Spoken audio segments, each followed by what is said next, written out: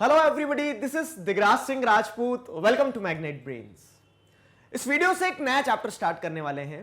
Class 11th political science का chapter है हमारा सिटीजनशिप, नागरिकता। जी हाँ, बड़ा मजेदार चैप्टर है। बहुत मल्टीपल डायमेंशन से आपको देखने को मिलेगा ये चैप्टर। क्या होता है कि अभी तक इस चैप्टर को पढ़ने से पहले तक आप लोग क्या प्रिज्यूम करके चल रहे होंगे कि सिटीजनशिप तो एक ऐसा इशू है जो बहुत स्ट्रेट फॉरवर्ड है। आप जिस देश में रहते हो, आप जिस देश के नागरिक हो, वहां की आपको सिटीजनशिप मिलती है, आप वहां के सिटीजन कहलाते हो। वी ऑल आर इंडियन, ठीक है। जैसे हम क्या कहते हैं कि we are having the citizenship of India. Clear? तो हमारी डेफिनेशन या फिर कह सकते हैं हमारी समझ अभी तक सिटीजनशिप को लेकर यहां तक रहती है, ठीक। अब पहली बार आप इस मुद्दे को क्या करने वाले हो, इन डिटेल पढ़ने वाले हो, समझने वाले हो। और मैं एक्सपेक्ट करके चल रहा हूं कि शायद आपने अभी पीछे पढ़ा भी नहीं होगा कुछ, मतलब छोटी क्लासेस में आपने सिटीजनशिप को सिर्फ ऐसे देखा होगा कि हाँ हम इस देश के नागरिक हैं, ये हमारे पास में इस देश की सिटीजनशिप है। लेकिन अब मजेदार बात क्या हो गई है, मजेदार बात ये हो गई कि ये चैप्टर आपको पॉलिटिकल थ्योरी में पढ़ने को मिल रहा है। अब जब आप किसी चैप्टर को पॉलिटिकल थ्योरी में पढ़ते हो तो अभी पीछे के 4-5 चैप्टर्स में आपको एक चीज समझ में आ गई होगी कि आप उस कंसेप्ट को, उस चैप्टर को पूरी तरह से अलग अलग डायमेंशन से, जितना हमने सोचा ना होगा उतने एंगल से देखने की कोशिश करते हैं। जैसे आपने फ्रीडम, इक्वालिटी, जस्टिस, इन हर चीज, हर एक टॉपिक को, हर एक इशू को क्या किया है, डाइवर्स डायमेंशंस पे, मल्टीपल डायमेंशंस पे देखने की कोशिश करी कि अच्छा इक्वालिटी का मतलब ये भी हो सकता है, इक्वालिटी में हम ऐसे भी देखते हैं चीजों को, ऐसे भी तोलते हैं, ऐसे भी नापते हैं। तो वैसे ही सिटीजनशिप भी जो है, सिटीजनशिप भी एक बड़ा इंपॉर्टेंट इशू है, ठीक है। बड़ा एक इंपॉर्टेंट पॉलिटिकल आइडिया है जिसे आपको मल्टीपल डायमेंशंस पे समझना होगा। अगर इसकी मतलब पॉलिटी वाले एस्पेक्ट में बात की जाए, जैसे आपका इंडियन कॉन्स्टिट्यूशन एट वर्क वाली जो बुक पढ़ी तो आपने हर चीज का एक पॉलिटिकल एस्पेक्ट देखा है ना, आर्टिकल्स देखे हैं, सारी चीजें। तो वैसे में अगर आपको बताऊं तो हमारा कॉन्स्टिट्यूशन जो है, तो कॉन्स्टिट्यूशन का पार्ट 2 जो है, ठीक है, पार्ट 2 यानी कि आर्टिकल 5 से आर्टिकल 11, ठीक है, आर्टिकल 5 से आर्टिकल 11 जो है तो वो सिटीजनशिप से डील करता है, वो सिटीजनशिप के बारे में बताता है आपको, ठीक है। वो क्या है, वो पूरा टेक्निकल एस्पेक्ट है। हम अभी टेक्निकल एस्पेक्ट पे नहीं जा रहे हैं, हम आपको उसके पीछे की थ्योरी समझाएंगे, उससे जुड़े हुए मुद्दे बताएंगे। तो इस पूरे चैप्टर में आपको वो सारी चीजें जानने को मिलेगी, समझने को मिलेगी। अब एक और चीज इंपॉर्टेंट सुन लो, पहला वीडियो लेक्चर जो आपका इंट्रोडक्शन जो है, ठीक है, ये इंट्रोडक्टरी वीडियो लेक्चर है जिसमें आपको चैप्टर से इंट्रोड्यूस करवाया जाएगा। मैं आपको ये बताऊंगा कि चैप्टर की थीम क्या है और किस किस प्रकार के टॉपिक्स के थ्रू हम पूरे चैप्टर को कवर करने वाले हैं। ये सारी चीजें एज यूजुअल मैं आपको बताने वाला हूं। क्लियर है? तो अब सवाल पहले आपसे एक पूछा जाए, what do you understand by citizenship, ठीक है। आपसे सीधा पूछा जाए सिटीजनशिप क्या होती है, तो वही जवाब आने वाला है कि जिस देश में हम रहते हैं उस देश की नागरिकता हमें मिल जाती है और वही सिटीजनशिप होती है, ठीक है। तो हम क्या कह सकते हैं कि एक स्टेट में जब आप रहते हो तो वो स्टेट क्या करता है, आपको कलेक्टिव पॉलिटिकल आइडेंटिटी प्रोवाइड करता है। कलेक्टिव पॉलिटिकल आइडेंटिटी क्या होता है, जैसे political identity in the sense, अगर आपसे पूछा जाए आपकी पॉलिटिकल आइडेंटिटी क्या है, तो आप ये नहीं बोलोगे आप पॉलिटिकल आइडेंटिटी में बीजेपी का सपोर्टर हूं, मैं कांग्रेस का, आम आदमी पार्टी का सपोर्टर हूं, या फिर मैं इस डिस्ट्रिक्ट में रहता हूं, ठीक है। ब्रॉड लेवल पे आपकी पॉलिटिकल आइडेंटिटी सबसे पहले अटमोस्ट इंपॉर्टेंस आपको किसको देनी होगी कि यू आर एन इंडियन, ठीक है, आप एक भारतीय हो, आपकी पॉलिटिकल आइडेंटिटी ये हो गई। अब आप बोलोगे मैं भारतीय क्यों हूं, क्योंकि आप भारत में रह रहे हो, ठीक है।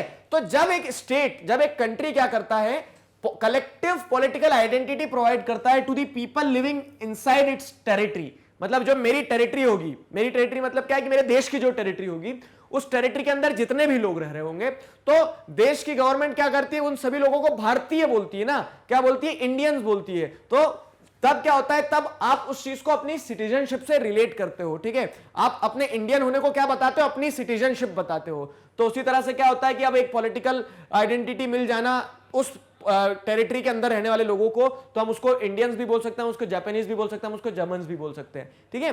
तो इस तरह से इंडियंस, जापानीज, जर्मन्स ये जो है, तो ये कंसेप्ट क्या है, ये पॉलिटिकल आइडेंटिटी का कंसेप्ट होता है। क्लियर हुआ? तो एज ए सिटीजन आपके पास सिटीजनशिप है। और आप देखो, ऐसा नहीं है कि हर चीज इंसान क्या करता है, जैसे आप देखोगे ना तो दोनों तरफ चीजों का बैलेंस बना रहता है हमेशा। दोनों तरफ चीजों का कैसे बैलेंस बना रहता है कि कंट्री सिटीजन से मिलकर बनती है। अच्छा, एक सवाल मैं देता हूं आपको, ठीक है, और ये लास्ट में हम डिस्कस, मतलब एक टॉपिक आएगा तब हम डिस्कस भी करेंगे कि कंट्री सिटीजन से मिलकर बनती है या सिटीजन्स कंट्री बनाते हैं, ठीक है। समझ रहे हो ना कि एक कंट्री है तो वो कंट्री क्यों है, क्योंकि वहां पे सारे लोग एक साथ रह रहे हैं, इंडियंस कह रहे हैं अपने आप को, इसलिए वो इंडिया है। या फिर हम सब इंडियंस इसलिए क्योंकि हम इंडिया में रह रहे हैं। सोचना जरा इस चीज पे, ठीक है, सोचना, डिबेट करना अपनी क्लास में, अपने टीचर के साथ, अपने स्टूडेंट्स के साथ में डिस्कस करना। क्लियर? बाकी जो मैं आपको बता रहा हूं, तो अब क्या होता है कि जब सिटीजनशिप की बात आती है तो हम अपनी आइडेंटिटी को, अपनी पॉलिटिकल आइडेंटिटी को अपनी सिटीजनशिप से रिलेट करते हैं।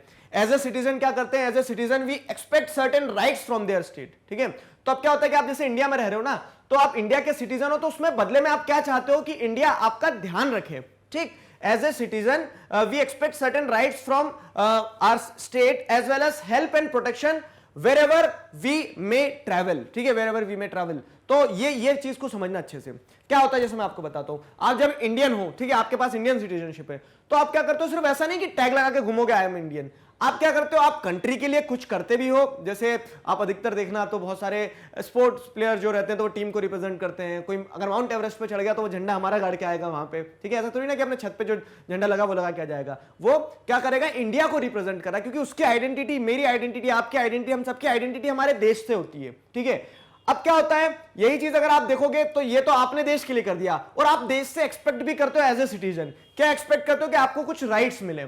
जैसे राइट टू वोट आपका एक पॉलिटिकल राइट होता है। अब राइट टू वोट आप अमेरिका में जाके थोड़ी ना वोट डालोगे, क्यों, क्योंकि आप वहां के सिटीजन नहीं हो। लेकिन अगर आप वहां के सिटीजन होते तो आप क्या करते, बाकायदे अमेरिकन पॉलिटिक्स में पार्ट लेते। तो उस तरह से हम क्या करते हैं, we expect certain rights from state, ठीक है। हम स्टेट से, एक सिटीजन जो रहता है तो हर सिटीजन क्या करता है, उसके स्टेट से राइट्स एक्सपेक्ट करता है। वो जर्मन भी हो सकता है, वो जापानीज भी हो सकता है, वो इंडियन भी हो सकता है, ऑस्ट्रेलियन भी हो सकता है, कोई भी हो, लेकिन वो जिस स्टेट का सिटीजन होगा वो वहां पे उस स्टेट से एक्सपेक्टेशंस लगा के बैठेगा। एक्सपेक्टेशंस में क्या आ जाएगा, हेल्प एंड प्रोटेक्शन भी एक्सपेक्ट करेगा, चाहे वो दुनिया में कहीं भी हो। फॉर एग्जाम्पल, जैसे एक एग्जाम्पल अच्छा लेते हैं हम, एग्जाम्पल क्या हो गया कि लॉकडाउन लगा, ठीक है, कोरोना वायरस पेंडेमिक में जब लॉकडाउन लगा तो स्टूडेंट्स जो थे, इंडियंस जो थे, जो इंडियन सिटीजन्स थे, कोई अमेरिका में था, कोई ऑस्ट्रेलिया में था। अब क्या होता है, जब ये त्राही त्राही मची, सब भागा दौड़ी कर रहे थे, फ्लाइट बंद हो जाएगी, ये बंद हो जाएगा, वो बंद हो जाएगा, उस समय पे क्या हुआ, उस समय पे आप जैसे देखोगे तो हर इंडिविजुअल ने क्या एक्सपेक्ट किया, हर इंडिविजुअल ने अपनी कंट्री से एक्सपेक्ट किया होगा कि भैया एयरलिफ्ट कर लो जल्दी से, बस अब बुला लो वापस देश में, आया ना समझ में। तो उस तरह से सिटीजनशिप का कंसेप्ट जो है ना, तो सिटीजनशिप का कंसेप्ट आपको मल्टीपल डायमेंशंस पे समझना है कि जो एक सिटीजन होता है किसी देश का, तो उसे कुछ अधिकार रहते हैं, उसकी कुछ रिस्पॉन्सिबिलिटी भी, आप पीछे पड़ के, rights and responsibilities both goes hand in hand, ठीक है। तो आप क्या करते हो, आप अपनी रिस्पॉन्सिबिलिटी भी निभाते हो उस कंट्री के टुवर्ड्स, आप एक्सपेक्ट भी करते हो सारी चीजें, ठीक है। तो हम उन्हीं मुद्दों पे देखेंगे। अब सिटीजनशिप क्या हो जाता है, तो citizenship implies full and equal membership of a political community. अब अगर टेक्निकल डेफिनेशन में जाएं हम, ठीक है, तो citizenship means full and equal membership to the people, full and equal membership provided to the collective political identity, ठीक है, ऑफ अ पॉलिटिकल कम्युनिटी। समझ में आया, मतलब एक पॉलिटिकल कम्युनिटी जो है, ठीक है, उन्हें एक पॉलिटिकल आइडेंटिटी की तरह रिकॉग्नाइज करते हुए ना जब आप फुल और इक्वल मेंबरशिप देते हो, वो होती है सिटीजनशिप, ठीक है। अब आप बोलोगे इस सिटीजनशिप में इतना क्या सोचना है सर, हम देश के नागरिक, हमारे पास सिटीजनशिप है, बस बात खत्म करो। लेकिन नहीं, इस मुद्दे को आपको मल्टीपल डायमेंशन से देखना होगा। अगर आप थोड़ा सा करंट से अपडेटेड हो तो सिटीजनशिप अमेंडमेंट एक्ट आया, ठीक है, 2019 में, 20 में आया, ठीक है, 1920 वाला जो सिनेरियो रहा। तो अब सिटीजनशिप अमेंडमेंट एक्ट ये जो आया ना, तो इसमें क्या हुआ, इसमें जैसे आप देखोगे कि लोग प्रोटेस्ट पे उतर आए रोड पे, ठीक है, गवर्नमेंट के अगेंस्ट में बोलने लगे। क्यों, क्योंकि उनका सिटीजनशिप का जो इशू था वो क्या हो गया, वहां पे हाईलाइट हो गया। तो एक आम इंसान जिसकी सिटीजनशिप पे किसी प्रकार का खतरा नहीं है, वो सोचता तक नहीं है इस मुद्दे पे, ठीक है। लेकिन इसी इशू को, सिटीजनशिप को, अगर फुल और इक्वल मेंबरशिप की बात करते हैं हम, ठीक है, इसी इशू को अगर आप समझने की कोशिश करते हो, try to understand the concept from the perspective of refugees और इलीगल इमिग्रेंट्स, इलीगल इमिग्रेंट्स और रेफ्यूजीज के पर्सपेक्टिव से अगर समझने की कोशिश करोगे ना, तब आपको समझ में आएगा सिटीजनशिप को समझना जानना कितना जरूरी है। क्यों, क्योंकि जब आप सिटीजन होते हो ना, तो मैंने क्या होता है, आप सर्टेन राइट्स को एक्सपेक्ट करते हो और गवर्नमेंट आपको वो राइट देती भी है। गवर्नमेंट कैसे आपको राइट देती है, जैसे आप political right, right to vote की बात करते हो, तो राइट टू वोट आपको मिलेगा। लेकिन अगर आप सिटीजन नहीं हो, आप क्या हो, एक रिफ्यूजी हो, एक इलीगल इमिग्रेंट हो, तब आप राइट एक्सपेक्ट नहीं कर सकते हो। गवर्नमेंट की कोई लायबिलिटी नहीं बनती आपके ऊपर कि गवर्नमेंट आपका ध्यान रखे। गवर्नमेंट आपको एक कंसंट्रेशन कैंप में भी, मतलब एक तरह से कह सकते हैं सेक्लूजन में एक एरिया बना के आपको वहां पे भी बिठा सकती है। तो इस सेंस में ये मुद्दा बहुत सेंसिटिव है, अलग अलग डायमेंशन से देखना होगा आपको। Citizenship implies full and equal membership of a political community. अब देखो, जो फुल और इक्वल मेंबरशिप का मुद्दा है ना, बहुत इंपॉर्टेंट है, क्योंकि क्या होता है कि जो इसको आप इस पॉइंट ऑफ व्यू से, रिफ्यूजीज और इलीगल माइग्रेंट्स, इनके पॉइंट ऑफ व्यू से समझना ज्यादा अच्छे से समझ आएगी चीजें। क्या होता है कि मान लो कि आप जब एक कंट्री के क्या होते हो, कंट्री के सिटीजन होते हो, तो आप वहां पे फुल और इक्वल मेंबरशिप एक्सपेक्ट करते हो, आप सारे राइट्स जो होते हैं तो सारे राइट्स को इक्वली एंजॉय करने का क्लेम कर सकते हो। आप क्या बोलोगे कि हम आपके देश के नागरिक हैं, हमें तो अधिकार होना चाहिए। लेकिन जब आपके पास में सिटीजनशिप नहीं होगी, जैसे जो रेफ्यूजीज होते हैं या फिर इलीगल माइग्रेंट्स होते हैं, उनके पास सिटीजनशिप नहीं होती किसी देश की। अब मान लो कोई इंडिया में रेफ्यूजी आ गया, इंडिया में वो इलीगल माइग्रेंट बन के आ गया, ठीक है, तो जो इंसान क्या होता है इंडिया का सिटीजन नहीं है उसे हम रेफ्यूजी कहेंगे, ठीक है, उसे इलीगल माइग्रेंट कहेंगे। तो एक सिटीजन हो गए, दूसरे एलियंस होते हैं। एलियंस कोई मिल गया वाला नहीं, एलियंस मतलब क्या है कि जो आपके देश के नहीं है। तो अब आपके देश के नहीं है तो कुछ तो क्या आप वो खुद भी एक्सेप्ट कर रहे हैं कि हाँ हम क्या है आपके देश के सिटीजन नहीं है, हम अभी घूमने आए, वीजा लेके आए, ये सारी चीजें। बाकी दूसरा क्या है जो तारों के नीचे से घुस के आए हैं, ठीक है, तो वो क्या होंगे, वो इलीगल माइग्रेंट होंगे। अब इलीगल माइग्रेंट क्या है, उनके पास सिटीजनशिप नहीं है, तो वो फुल और इक्वल मेंबरशिप एक्सपेक्ट करेंगे भी तो भी हम दे नहीं सकते। हम क्या बोलेंगे, आप हमारे देश के नहीं हो, आपको कैसे हमारे देश में हम देश के राइट्स दे दें, आपको कैसे वोटिंग राइट दे दें, हम आपको कैसे दूसरे पॉलिटिकल राइट्स दे दें। आया समझ में? तो सिटीजनशिप का जो मुद्दा है ना, लोग सिटीजनशिप क्योंकि बहुत बेसिक एसेंशियल हो जाती है आपको अगर अपने सारे राइट्स को फुल फ्लेजेड वे में एक्सरसाइज करना है तो, और इसीलिए लोग लड़ने को, स्ट्रगल करने तक को तैयार रहते हैं। प्रोटेस्ट क्यों चल रहा है सिटीजनशिप अमेंडमेंट एक्ट पे? देखो ऐसे समझो, एक एक थ्योरी जो है यहां पे वो आपको कनेक्ट करवाएगी आपके प्रैक्टिकली, मतलब जो भी आपके सराउंडिंग में होता है। प्रोटेस्ट क्यों चल रहा है? लोग जो सिटीजनशिप अमेंडमेंट एक्ट है तो उसमें क्या डरे हुए हैं वो कि सिटीजनशिप चले जाएगी, और सिटीजनशिप चले जाएगी तो बहुत सारी समस्याएं हो सकती है, ठीक है। जैसे एग्जांपल में आपकी बुक में पैलेस्टीन का एग्जांपल दिया है। पैलेस्टीन कहाँ है? तो जैसे आप मिडिल ईस्ट में देखोगे ना, तो ये जो एकदम एशिया का वेस्टर्न कॉर्नर है, यहाँ पे ये इजराइल है, ठीक। इजराइल जैसे 1950s के आसपास बना, उसके आजू बाजू क्या है, मतलब जैसे पहले यहां पैलेस्टीन हुआ करता था, अब क्या है, सिमट के रह गया ये गाजा स्ट्रिप पे और ये वेस्ट बैंक पे इतना। तो उस सेंस में क्या है कि अब यहाँ के लोग जो है तो वो बेघर हो गए। सिटीजनशिप ना होना एक तरह से कैसा हो जाना है कि मतलब आप रोड पे आ जाना, आपका घर था, आप घर से निकल के कहां पे आ गए, रोड पे आ गए, या फिर आपके पास घर है ही नहीं, ऐसी कंडीशन हो जाती है। तो अब क्या है, आपको दर बदर भटकना पड़ता है, और कोई भी अपने घर में थोड़ी ना बिठा लेगा आपको, वही वाली चीज है। तो जैसे कोई भी कंट्री में आप चले जाओगे, उतनी दूर क्यों जाना? पैलेस्टीन के एग्जाम्पल को छोड़ो, आप इधर रोहिंग्यास के एग्जाम्पल को लो, ठीक है। म्यांमार में जो रोहिंग्या कम्युनिटी है, तो रोहिंग्यास क्या है, म्यांमार से भगाए गए, वहां से उन्होंने सिटीजनशिप अगर खो दी तो अब वो वहां तो रह ही नहीं सकते, क्यों? क्योंकि वहां कोई राइट्स नहीं, उल्टा वहां पे क्या हो रहा है, उन्हें प्रताड़ित किया जा रहा है। तो रोहिंग्यास बांग्लादेश में जाएंगे, अब बांग्लादेश में वैसे ही पहले ओवरलोड चल रहा है, बांग्लादेश के रास्ते क्या है, तारों के नीचे से इंडिया में आ जाएंगे, ठीक है। अब इंडिया में हमारे यहाँ ऐसे थोड़ी ना कि बहुत दिल तो बड़ा है हमारा, लेकिन रिसोर्सेज, ये सारी चीजें, पॉपुलेशन और घर की तो समस्या निपटाएं, तब जाके हम बाहर वालों की समस्या को देखेंगे। तो उस सेंस में क्या है कि जिसके पास सिटीजनशिप नहीं होती ना, वो आदमी क्या हो जाता है, एक तरह से बहुत ज्यादा उसके राइट्स का एक्सप्लॉयटेशन होते हुए फील करता है, कोई कंट्री उन्हें एक्सेप्ट करने को तैयार नहीं होती है। तो सिटीजनशिप बहुत इंपॉर्टेंट है। आप सिटीजन होंगे तब आपके पास में सर्टेन राइट्स होंगे, आप उन्हें एक्सपेक्ट कर सकते हो कि गवर्नमेंट आपका ध्यान रखे, और जो किसी देश के नहीं होंगे तो उनका ध्यान कौन रखेगा बताओ, ठीक। तो citizenship, citizens are granted with rights, तो जिनके पास सिटीजनशिप होती है ना, they are being granted with rights. कैसे राइट्स? तो अब राइट जैसे कह सकते हो वोटिंग राइट हो सकता है, कुछ सोशियो इकोनॉमिक राइट्स हो सकते हैं जैसे अभी पढ़ेंगे, कुछ सिविल राइट्स हो सकते हैं। अब ये राइट्स वेरी कर सकते हैं, जैसे आप देखोगे तो एक कह सकते हैं अमेरिका में जितने राइट्स होंगे अमेरिका के सिटीजन्स को, हो सकता है कि सऊदी अरेबिया में क्या है कि वहां जो सिटीजन्स है सऊदी अरेबिया के, उनके पास उतने राइट्स ना हो जितने अमेरिकन सिटीजन्स के पास अमेरिका में राइट्स हैं अपने अपने देश में। तो राइट्स का नेचर वेरी कर सकता है, डिग्री वेरी कर सकती है, लेकिन ये फॉर श्योर है कि जो भी जिस भी देश का सिटीजन होता है, they are being granted with certain rights. जैसे राइट टू वोट एक प्रोमिनेंट एग्जांपल हो गया कि राइट टू वोट में ऐसा थोड़ी ना कि अमेरिका में इलेक्शन हो रहा है तो चलो सब बोरिया बिस्तर लेके चले अमेरिका में वोट डाल के आएंगे, नहीं, वो वहां के ही सिटीजन्स को मिलेगा वोटिंग राइट, ठीक है। फिर जैसे अगर बात करते हैं सिविल राइट्स की, civil rights like freedom of speech और बिलीफ, तो आपके पास में आपकी कंट्री में जैसे रह रहे हो तो एज ए सिविलियन आपको अधिकार है कि आप गवर्नमेंट के अगेंस्ट में बोलना चाहो, गवर्नमेंट के फेवर में बोलना चाहो, आपको freedom of speech and expression है, ठीक है। हर इंसान नहीं बोल सकता लेकिन जो सिटीजन नहीं है। फिर क्या है, सोशो इकोनॉमिक राइट्स, जैसे minimum wages, right to education. अब क्या होता है, राइट टू एजुकेशन के बाद में जैसे आप देखोगे कि वहां की जो गवर्नमेंट सर्विस है, गवर्नमेंट सर्विस में आपको अगर पार्ट बनना है तो ऐसा थोड़ी कि आपको ऐसा लग रहा है कि यार अमेरिका की गवर्नमेंट सर्विस अच्छी है, अमेरिका में जाके एग्जाम देके आता हूं, वो उनके सिटीजन्स के लिए क्या होती है, सिक्योर कर दी जाती है, ठीक है। तो इस तरह से क्या है कि कुछ socio economic rights, civil rights, right political rights, ये सारे राइट्स जो हैं एक सिटीजन होने पे मिलते हैं आपको।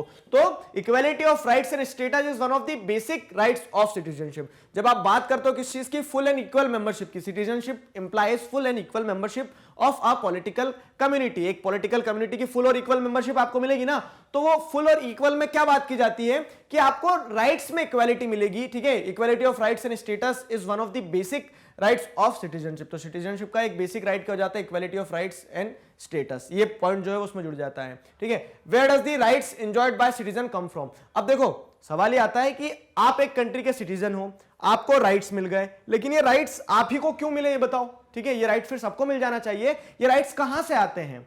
Where does the rights enjoyed by citizens come from, सवाल ये आता है। तो देखो each of the right now enjoyed by citizens has been won after struggle. ये पॉइंट समझना बहुत अच्छे से। आप सिटीजन हो, आपको राइट्स क्यों मिल रहे हैं, क्योंकि आपके पास आज जो राइट्स है ना वो आप सबने मिलके लिए हैं।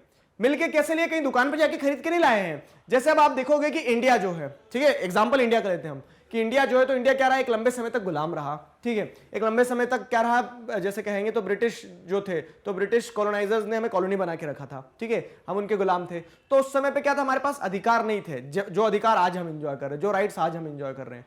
तो अब वो राइट्स हमारे पास कैसा है कि जब हमने यूनाइटेड वे में स्ट्रगल किया, स्ट्रगल करने के बाद में जीते, ठीक है, आजादी को पाया। आजादी को पाने के बाद में फिर अब सारे जो भारत के नागरिक थे उन्होंने तो आजादी ली है। ऐसा थोड़ी आजादी कोई ऊपर से आके गया, आके दिलवा के गया है, भारत के ही लोगों ने मिलकर आजादी ली ना। तो अब हम सभी लोगों ने फिर आजादी के बाद में हम सभी लोगों के लिए समान रूप से अधिकार बनाए। आया ना समझ में। तो जैसे एग्जांपल में क्या दिया गया, फ्रेंच रेवोल्यूशन 1789 की अगर बात करेंगे आप, तो फ्रेंच रेवोल्यूशन का जो आइडिया है, तो फ्रेंच रेवोल्यूशन में जैसे इंडिपेंडेंस सिर्फ इंडिया में नहीं मिली, इसके पहले से अगर आप देखोगे तो फ्रांस में पहली बार ये लिबर्टी, इक्वलिटी, फर्टर्निटी, ये जो आइडियाज इमर्ज हो क्या है, ठीक है। Struggle for freedom in South Africa. आप साउथ अफ्रीका की अगर कहानी समझोगे आप, तो आपने स्टार्टिंग में पढ़ा भी, मैंने आपको कुछ प्रीवियस चैप्टर्स में बताया कि किस तरह से वहां के लोगों ने पहले आजादी ली, आजादी लेने के बाद फिर वो अपार्थाइड सिस्टम जो था उससे आजादी ली।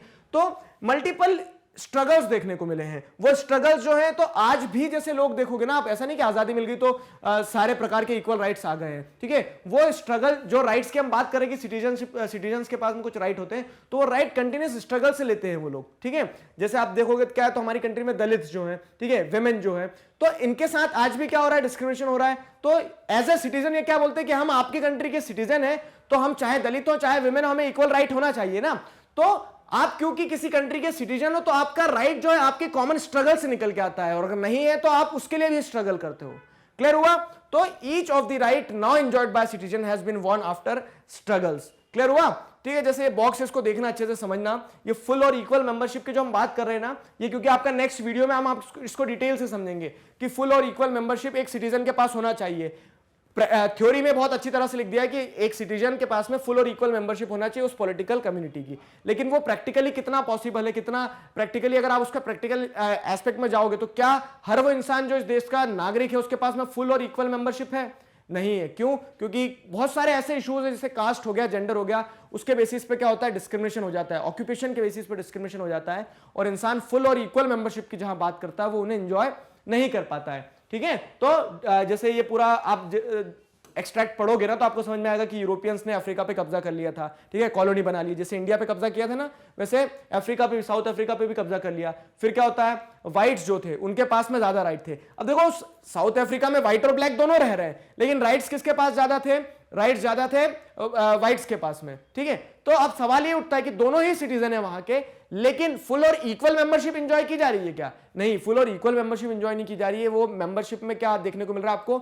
डिस्क्रिमिनेशन देखने को मिल रहा है। तो इसी तरह से क्या होता है, कुछ सवाल पूछे गए, do you think the blacks had full and equal membership? ठीक है, तो ये जो मुद्दा है इसे हम नेक्स्ट वीडियो में डिस्कस करेंगे अच्छे से, और कि फुल एंड इक्वल मेंबरशिप का मतलब क्या होता है। What does the about description tell about the relationship of different groups in South Africa?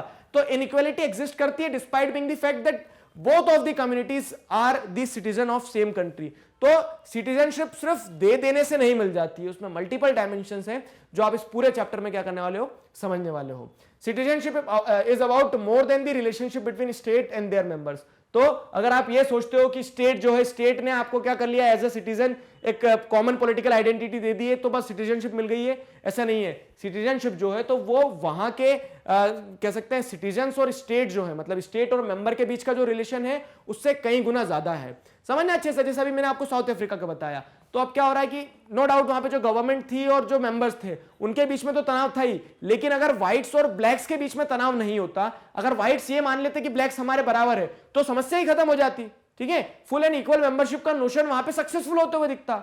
लेकिन होता क्या है कि it is also about citizen citizen relation. तो सिटीजनशिप जो है वो सिर्फ स्टेट और वहां के मेंबर्स के बीच का अफेयर नहीं है, वो क्या है, सिटीजन टू सिटीजन रिलेशन पे भी निर्भर करता है। ठीक है, तो it is also about citizen citizen relations and involve certain obligations of citizens to each other and to the society. ठीक है, एज ए जैसे इस चीज को अगर मैं आपको एक्सप्लेन करूं तो एज ए सिटीजन, आप अगर किसी देश के सिटीजन हो और आप क्या कर सकते हो कि आप मेजोरिटी में हो या फिर आप प्रिविलेज पोजीशन में हो, तो आपके कुछ लीगल प्लस मॉरल ऑब्लिगेशन बनते हैं ताकि आप एक शेयर्ड कम्युनिटी में रह सको। बहुत अच्छा एग्जांपल जैसे वही साउथ अफ्रीका से अगर हम लें कि साउथ अफ्रीका में क्या हो रहा है कि ब्लैक्स और व्हाइट्स दोनों, पहले की बात करें उनकी आजादी 1994 से पहले की, हम एग्जांपल समझने के लिए बता रहा हूं मैं आपको कि क्या हो रहा है। 1994 से पहले आप देखोगे ना तो ब्लैक्स और व्हाइट्स दोनों रह रहे हैं। अब स्टेट क्या कर रही है क्या नहीं कर रही है वो सेकेंडरी चीज हो जाएगी। अगर ब्लैक्स और व्हाइट क्या करते हैं, मॉरली वो ऑब्लाइज हो जाते हैं एक दूसरे को एज अ शेयर्ड कम्युनिटी के फॉर्मेट में रहने के लिए।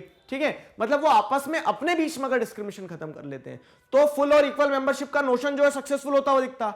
ठीक है, तो वो यही बताया गया कि सिटीजन सिर्फ स्टेट और मेंबर के रिलेशन की बात नहीं है, सिटीजनशिप जो है तो सिटीजन और सिटीजन के रिलेशन की भी बात हो जाती है। ठीक है, जिसके चलते क्या है कि जो सिटीजन्स होते हैं उनके ऊपर कुछ ऑब्लिगेशन होते हैं, उन्हें क्या करना होगा, दूसरे जो अपने कॉमन सिटीजन्स हैं, कॉमन फेलो बीइंग्स हैं, उनके साथ भी एक शेयर्ड कम्युनिटी के फॉर्मेट में रहना होगा। तो सिटीजनशिप को, ये जो कंसेप्ट है सिटीजनशिप का, citizenship as a political concept is dynamic concept. ठीक है, इसको मल्टीपल डायमेंशन से आपको स्टेट के एक्शन से मतलब स्टेट के एक्शंस के पर्सपेक्टिव से देखना होगा, आपको जो आपके कलीग्स हैं, जो आपके फेलो सिटीजन्स हैं, उनके पर्सपेक्टिव से देखना होगा। ठीक है, ये जो डेफिनेशन है फुल और इक्वल मेंबरशिप, तो उसको भी मल्टीपल डायमेंशन से देखा जाएगा। ठीक, ग्लोबल सिटीजनशिप का कंसेप्ट आएगा। तो ये सारी चीजें जो है ना, तो debate and different interpretations regarding various concepts related to citizenship जो है, ये सारे जो अलग अलग कंसेप्ट्स हैं उनके थ्रू आपको वन बाय वन समझ में आएगा। जैसे हम फुल एंड इक्वल मेंबरशिप में समझेंगे कि फुल एंड इक्वल मेंबरशिप कितना प्रैक्टिकली पॉसिबल है, थ्योरी क्या बोलती है इसके बारे में, वो सारी चीजें। मार्टिन लूथर किंग का जो आर्ग्यूमेंट है वो हम समझेंगे कि मार्टिन लूथर किंग जो है वो क्या कहना चाहते हैं, मार्टिन लूथर किंग जो है वो क्या कहना चाहते हैं। ठीक है, मतलब मार्टिन लूथर किंग का जो आइडिया है किस चीज का, कि ब्लैक्स, वो अमेरिका के पर्सपेक्टिव से देखेंगे कि अमेरिका में जो सिविल राइट्स मूवमेंट चले थे तो उस टाइम पे उन्होंने इक्वल सिटीजनशिप के आइडिया को ध्यान में रखते हुए क्या बात कही क्या नहीं कही। ठीक है, वो आपको जानने को मिलेगा यहाँ पे। फिर इक्वल राइट्स की जब बात आती है, ठीक है, तो इक्वल राइट्स में आपको यहाँ पे ये जानने को मिलेगा कि जैसे आप फुल और इक्वल मेंबरशिप की जब बात करते हो ना, तो सिर्फ मेंबरशिप दे देने से काम नहीं चलेगा। वो फुल मेंबरशिप तो दे दिए, लेकिन वो फुल मेंबरशिप इक्वल मेंबरशिप के फॉर्मेट में देखी जानी चाहिए कि राइट्स जो है सारे सिटीजन्स के, क्या वो इक्वल होना चाहिए, बिल्कुल होना चाहिए, लेकिन क्या वो इक्वल है, तो वो चीज हम इस टॉपिक में देखेंगे। फिर क्या है सिटीजनशिप, इक्वालिटी एंड राइट्स। तो यहां पे आप क्या करोगे, टीएच मार्शल के पॉइंट ऑफ व्यू से समझोगे कैसे सिटीजनशिप जो मिल जाती है, तो सिटीजनशिप के मिलने से इक्वालिटी भी एक अटमोस्ट प्रायोरिटी बन जाती है, वहां के सिटीजन्स के राइट्स जो है वो इक्वल होना चाहिए, ये एक प्रायोरिटी बन जाती है। ठीक है, फिर सिटीजन एंड नेशन, तो जो मैंने आपको स्टार्टिंग में सवाल दिया ना कि नेशन से सिटीजन बनता है, सिटीजन से नेशन बनता है, वो सारे इश्यूज आप यहां पे जानोगे। और यूनिवर्सल सिटीजनशिप और ग्लोबल सिटीजनशिप, अब जिसका कोई नहीं उसका कौन, बोलोगे ऊपर वाला। ठीक है, ऊपर वाला तो है ही, लेकिन आप ग्लोबल लेवल पे भी तो आपको मुद्दे समझ जाना होगा। तो ग्लोबल लेवल पे जैसे यूनाइटेड नेशंस जो है, तो इलीगल माइग्रेंट जो है, रेफ्यूजीज जो है, उनके बारे में सोचेंगे। ग्लोबल सिटीजनशिप, यूनिवर्सल सिटीजनशिप के बीच के डिफरेंस को समझेंगे।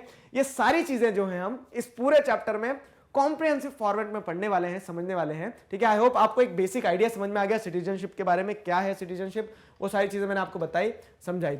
मिलते हैं नेक्स्ट वीडियो में। ठीक है, तो नेक्स्ट वीडियो में हम क्या करेंगे, जो आपका पहला टॉपिक है फुल एंड इक्वल मेंबरशिप वाला, उसे समझेंगे, उसे मल्टीपल डायमेंशंस पे देखने की कोशिश करेंगे। मैग्नेट ब्रेन्स पर क्लास 4th से क्लास 12th तक इसी तरह से सभी सब्जेक्ट्स, चैप्टर्स, टॉपिक, सब टॉपिक, सब कुछ सिस्टमैटिक वे में वीडियो लेक्चर्स के फॉर्मेट में अवेलेबल है, जिन्हें आप बहुत आसानी से देख सकते हैं, पढ़ सकते हैं, घर बैठे अपना सिलेबस कंप्लीट कर सकते हैं। अपने जूनियर्स और सीनियर्स को जरूर बताइए मैग्नेट ब्रेन्स के बारे में। मिलते हैं नेक्स्ट वीडियो में। Till then stay connected, keep learning. Thank you very much.